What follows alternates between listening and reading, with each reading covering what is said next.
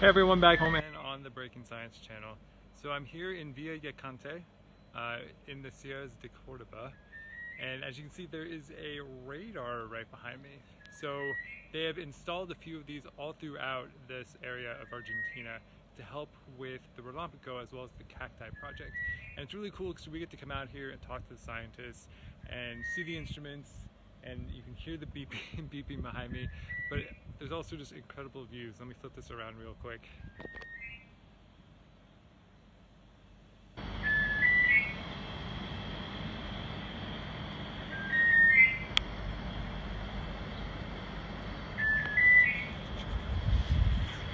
So we are actually waiting for one of the planes that they have running within this project. They fly up in the air and collect atmospheric and cloud samples to fly overhead, which is really cool.